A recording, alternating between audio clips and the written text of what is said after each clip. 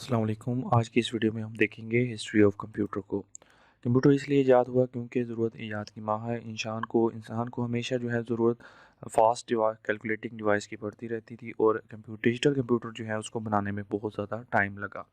अब यहाँ पे हमारे पास कुछ इन्वेंशंस थी, ब्रीफ हिस्ट्री है हमारे पास कि पहले क्या ईजाद हुआ और उसके बाद कैसे कैसे एक डिजिटल कंप्यूटर बन गया। तो सबसे पहले है हमारे पास अबाकस। अबाकस जो है वो फर्स्ट कंप्यूटिंग डिवाइस थी जो कि 5,000 ईयर्स अगो पहले चाइनीज़ ने डिस्कवर की थी। और ये एक सिंपल सी एक डिवाइस है जिसमें एडिशन और सब्ट्रैक्शन हो सकती है।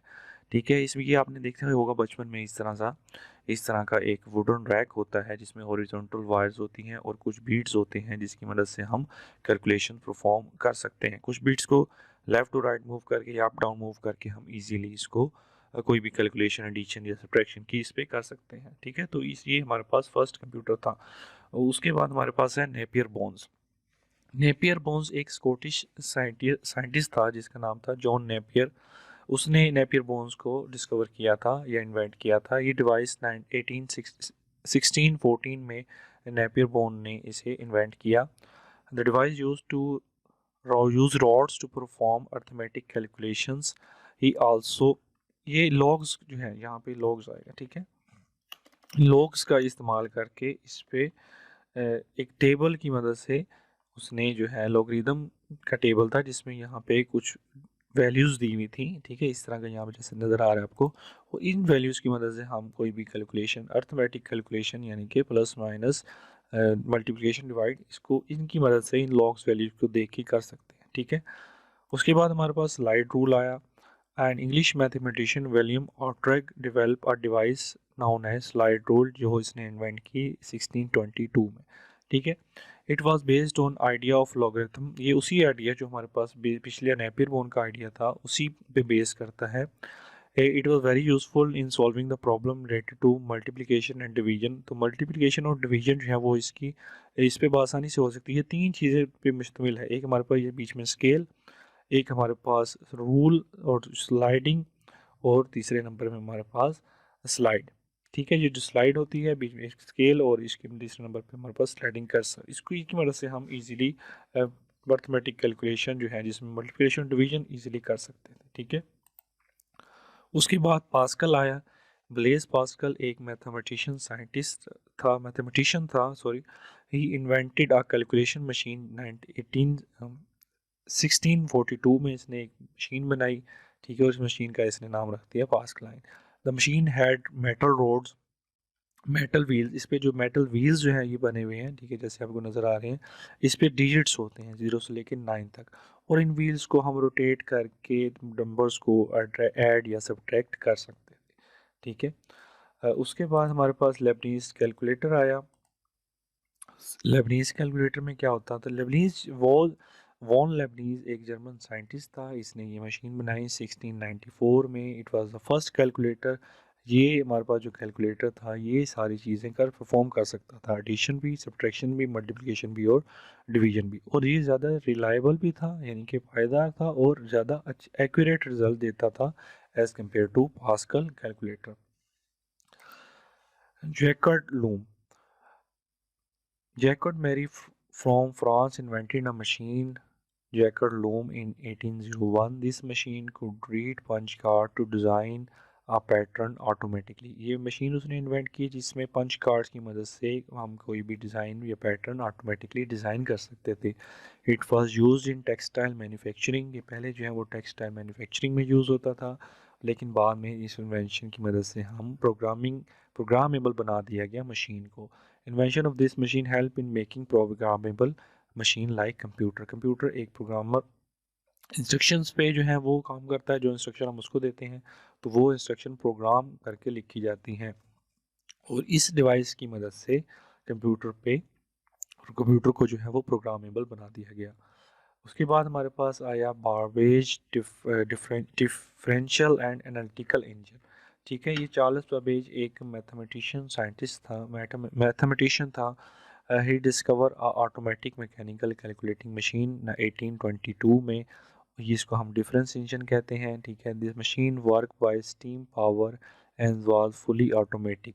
इसमें ये स्टीम की मदद से, यानी कि वाटर स्टीम की मदद से ये काम करता था। तो मुकम्मल तौर पे ये ऑटोमेटिक था, इसमें कोई भी काम मैनुअल नहीं करना पड़ता था। चार्ल्स बेबेज जो है, इसको हम फादर ऑफ कंप्यूटर भी कहते हैं, ठीक है। फादर ऑफ कंप्यूटर इसी वजह से इसको कहते हैं। Charles Babbage also design automatic machine in 1934, also known as analytical engine. Analytical engine इसने बनाया 1834 में, जो कि फुल ऑटोमेटिक मशीन थी। It work on the same principle that use in the modern computer. आज के कंप्यूटर में जो आर्किटेक्चर इस्तेमाल होता है वो भी एक ये इसी का ही है, ठीक है। It was more intelligent machine and was fully controlled by computer program. He could not complete it as the technology was not advanced. However, he laid the foundation for modern digital computer. इसने computer को programmable बना दिया और computer एक programme की मदद से control होने लग गया।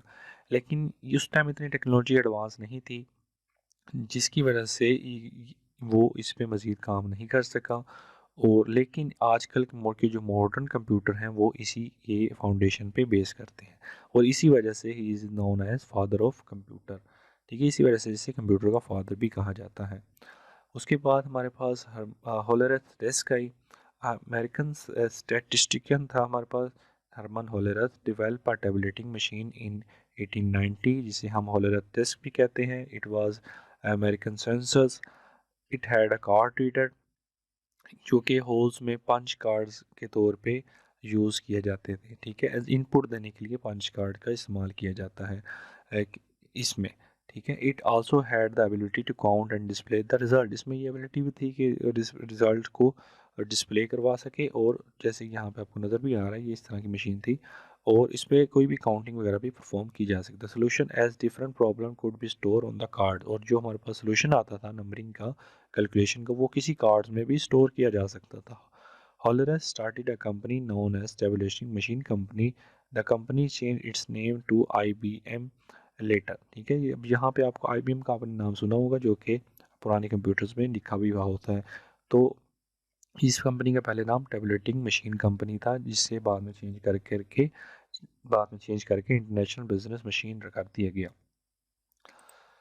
उसके बाद हमारे पास है mark one. Harvard university develop a computer, जिसे हम मार्क वन कहते हैं। जिस साइंटिस्ट का नाम ये है। It was made in 1944 with the help of IBM। IBM की मदद से ये एक बनाया गया इस यूनिवर्सिटी में। It was the first automatic electromechanical computer. It could multiply the digit in 5 second. Mark one was very reliable but huge in its size. Mark one में जो है वो 5 डिजिट नंबर को हम इजीली 1 सेकेंड के अंदर, 5 second के अंदर मल्टीप्लाई कर सकते हैं 10 डिजिट्स नंबर को। और ये बहुत ज़्यादा रिलायबल था, लेकिन इसका नुकसान ये था कि इसका साइज़ जो है, जैसे आपको नज़र भी आ रहा है, इसका साइज़ जो है वो बहुत ज़्यादा बड़ा था, ठीक है। उसके बाद हमारे पास है ENIAC, electronically electronical numerical integrator and calculator. It was the first general purpose electronic computer, जिसे विलियम मौचे एंड जैक किड ने 1944 में 1946 में बनाया था। और ये बहुत साइज़ में, इसका जो साइज़ है वो बहुत बड़ा था, और ये बहुत हैवी कंप्यूटर था, और इसको चलाने के लिए पावर भी बहुत ज़्यादा इस्तेमाल होती थी। लेकिन फ़ायदा इसका ये था कि ये 5000 एडिशन 1 सेकंड में परफॉर्म कर सकता था, और इसमें जो नंबर सिस्टम यूज़ होता था वो डेसिमल नंबर सिस्टम था। उसके बाद है EDVAC, electronic discrete variable automatic computer. ये कंप्यूटर भी जॉन माचे और रैकेट ने ही बनाया, डिज़ाइन किया था, और ये बाइनरी कैलकुलेशन परफॉर्म करने के लिए यूज़ किया जाता था। पिछले वाला इसमें फ़र्क क्या है कि वो डेसिमल नंबर सिस्टम जिसमें बेस जो है वो 10 होती है, 0 से लेकर 9 तक डिजिट आते हैं, और बाइनरी में सिर्फ 2 ही डिजिट आते हैं, 0 और 1, ठीक है। UNIVAC, ठीक है, universal automatic computer. Eckert and Mauchly form एक इन्होंने जो है वो डेवलप किया था 1947 में, और कमर्शियली इस यूज़ के लिए बनाया गया। मैन्युफैक्चर कंप्यूटर कमर्शियली, ठीक है।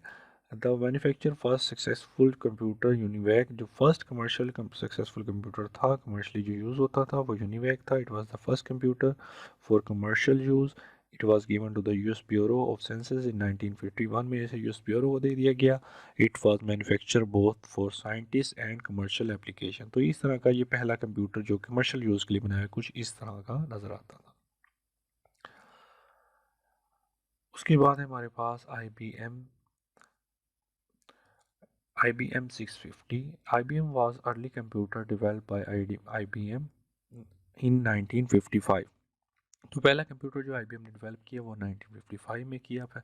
It was design to use magnetic drum. इसमें मैग्नेटिक ड्रम यूज़ होते थे, पंच कार्ड्स का इस्तेमाल किया जाता था और मैग्नेटिक टेप्स का इस्तेमाल किया जाता था। ये it could automatically restart the program at specific point if an error occur. इसमें ये कैपेबिलिटी थी कि जिसमें कोई एरर वगैरह आ जाता था तो ये अपने आप को खुद रीस्टार्ट कर लेता था। IBM model 660 was the first widely used computer. It was so successful that IBM manufactured more than 1,000 computer of this model. इतना हमारे पास सक्सेसफुल रहा तो इन्होंने इसी वजह से यही सेम मॉडल के कंप्यूटर 1000 कंप्यूटर बनाए। The IBM was able to dominate the mainframe market for the next decade. IBM ने मेन फ्रेम की जो मार्केट को अगले 10 सालों तक के लिए डोमिनेट कर दिया था। उसके बाद हमारे पास एपल कंप्यूटर आया। एपल कंप्यूटर जो स्टीवन वोजनियाक ने और स्टीव जॉब्स ने 1977 में डेवलप किया। ये पहला कंप्यूटर था जो कि एप्पल की कंपनी की तरफ से था। इट इज़ स्मॉल था, यूज़र फ्रेंडली था और the common computer could use it easily. Apple 2 was the first computer that used a colour display. Apple first पहले जो है एप्पल 1 बना था, उसके बाद एप्पल 2 बना था जिसमें कलर डिस्प्ले था। It was very popular computer of this time. ये आपको इस तरह का ये जो कंप्यूटर है ये नज़र भी आ रहा है, ये उस टाइम का बहुत ज़्यादा पॉपुलर कंप्यूटर था। उसके बाद IBM PC आया। IBM personal computer was developed by IBM in 1981।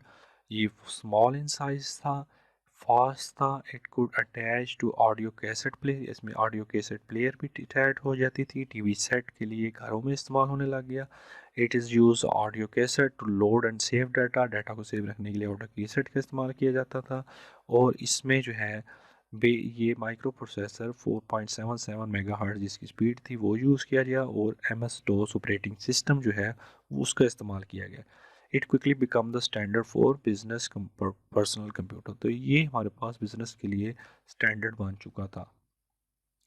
सब ठीक है, तो यहाँ तक के लिए हमारे पास अभी तक के लिए इतना ही। अगर आपको कोई क्यूरी हो नीचे कमेंट सेक्शन में पूछ सकते हैं। अगर आपको ये स्लाइड चाहिए हो तो आप लिंक पे क्लिक करके, डिस्क्रिप्शन में मैंने लिंक मेंशन किया हुआ है वहाँ पे उस पर क्लिक करके ये स्लाइड भी डाउनलोड कर सकते हैं। और अभी तक आपने मेरे चैनल को सब्सक्राइब नहीं किया तो मेरे चैनल को लाजमी सब्सक्राइब कर दें। शुक्रिया।